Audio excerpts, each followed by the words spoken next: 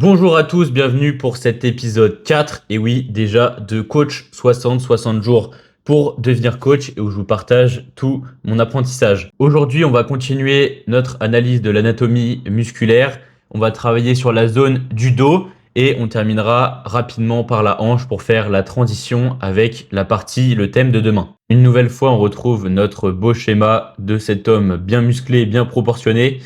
On va voir aujourd'hui les trapèzes comme on les a introduits hier, également toute cette zone-ci du dos, les lombaires, et on va terminer par les hanches pour introduire la notion de demain comme je vous l'ai dit. On va commencer par des muscles qui sont peu visibles car ils sont cachés sous les trapèzes, à savoir les rhomboïdes. On va avoir le grand rhomboïde qui est le plus grand et le petit rhomboïde.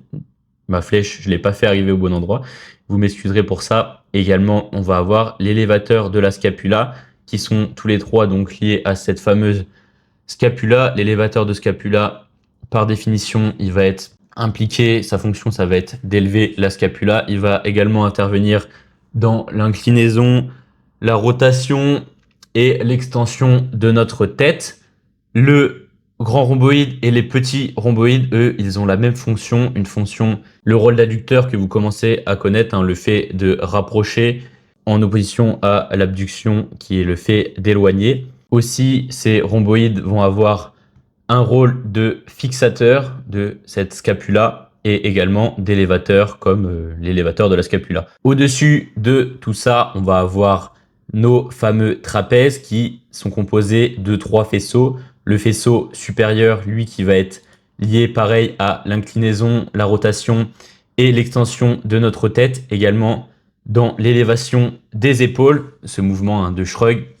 Et il est important de bien contrôler la descente parce que on va avoir en opposition le chef inférieur qui lui va être impliqué dans l'abaissement. Pour compléter ce trapèze, on a le trapèze moyen qui également comme le trapèze inférieur va permettre une rétraction de la scapula, donc rapprocher cette scapula. Voilà pour ce trapèze qu'on va surligner ici également. On retrouve sur notre dos les deltoïdes qu'on a déjà vu. Également le petit infra-épineux qu'on a déjà vu, lié à la coiffe des rotateurs. Le petit rond qu'on a vu également dans la coiffe des rotateurs dans la précédente vidéo. Dans l'avant-dernière vidéo. Nous, ce qui va nous intéresser, ça va être le grand rond. Je vais passer de l'autre côté parce que c'est un peu complet. Et le grand dorsal. Ces deux muscles, ils vont être impliqués dans la rétropulsion, le fait de tirer le bras en arrière, comme sur un pullover.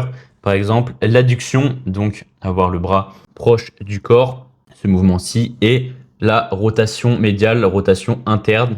Tout cela nous permet de comprendre un petit peu plus pourquoi il est pertinent de travailler un muscle sous différents angles, parce qu'avec un mouvement, il va être très difficile de travailler en fait chaque fonction de notre muscle.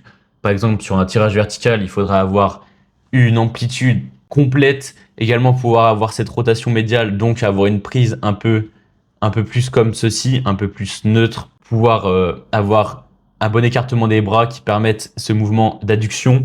Ça paraît complexe avec les prises classiques qu'on a en salle de sport. C'est pour ça qu'on va le compléter avec d'autres exercices comme le pullover, ce genre de choses, l'isolation en unilatérale. Moi, c'est plus clair dans ma tête en tout cas. Je sais pas si vous, ça commence à se clarifier, mais vous inquiétez pas, tout ce que je clarifie dans ma tête, ça sera expliqué dans les prochains thèmes. Passons maintenant aux érecteurs spinaux. Il est important de prendre ça en compte. On va avoir quoi dans ces érecteurs spinaux? On va avoir le spinalis qui va être ce muscle le plus proche de notre colonne. Les érecteurs du rachis, on appelle ça aussi le rachis. Quand on parle du rachis, on parle de ce qui est lié à la colonne vertébrale. On va avoir le longissimus qui va être juste ici, hop, en bleu. Et on va avoir l'iliocostalis, donc en rose. Pourquoi je vous présente ça?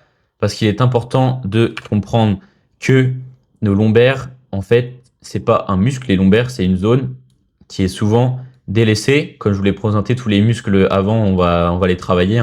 Cette zone-ci, elle va être travaillée, elle va être renforcée.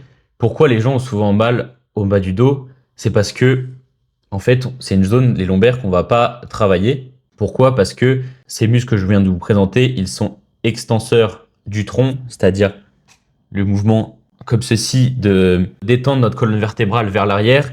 Ils vont permettre le maintien de la posture, ça c'est des fonctions un petit peu naturelles. La protection de notre rachis, comme je vous l'ai dit, de cette colonne vertébrale, ça va permettre de limiter les mouvements et de pas faire vriller notre colonne vertébrale dans tous les sens. Ils vont permettre également l'auto-agrandissement, le fait de se tenir droit, etc.